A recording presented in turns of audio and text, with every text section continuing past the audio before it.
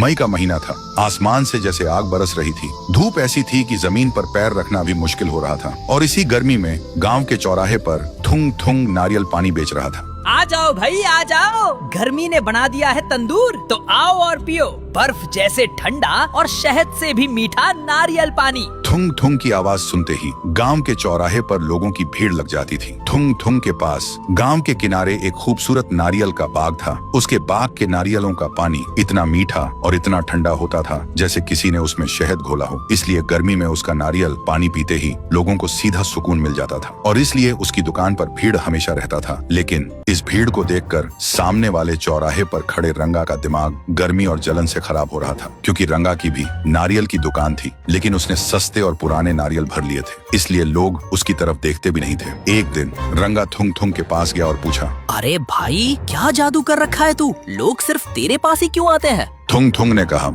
अरे भाई लोग पानी नहीं ईमानदारी पीने आते हैं। ये बात सीधा रंगा के दिल में चुभ गई। फिर एक रात जब थुंग थुंग अपने बाग में गहरी नींद सो रहा था, तब रंगा वहां पहुंचा और एक बहुत ही घटिया साजिश रची। उसने करेले का रस और समुद्र का खारा पानी एक बड़ी सिरिंज में भरा और चुपचाप सारे ताजे ताजे नारियलों में वो कड़वा पानी डाल दिया। अगले दिन गर्मी अपने चरम पर थी। गांव के सरपंच जी सबसे पहले नारियल पानी पीने आए, लेकिन जैसे ही उन्होंने पानी पिया, थू थू, ये क्या पिला रहा है थुंग थुंग?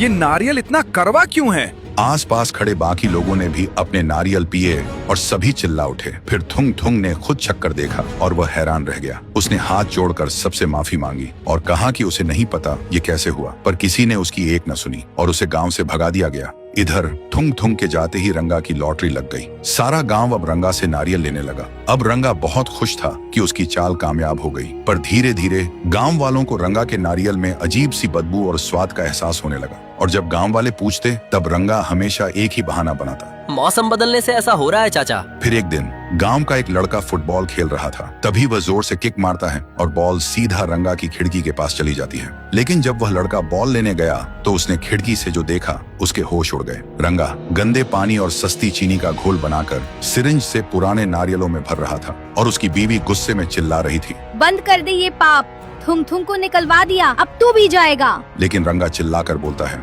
चुप कर कलमुही, चुप कर। ये सब सुन और देखकर वह लड़का तुरंत भागकर सरपंच के पास आया और सारी सच्चाई बता दी। सच सुनते ही पूरा गांव गुस्से में उबल उठा। फिर सबने मिलकर रंगा के घर पर धावा बोल दिया, उसे पकड़ा, खूब पीटा और हमेशा के लिए गांव से निकाल दिया। और फिर सबने थुंग थुंग को वापस बुलाया, उससे हाथ जोड़कर माफी मांगी और तब सबको समझ आ गया था कि धोखा चाहे कितना भी तेज भागे, पर सच और ईमानदारी हमेशा उसे पकड़ ही लेती है।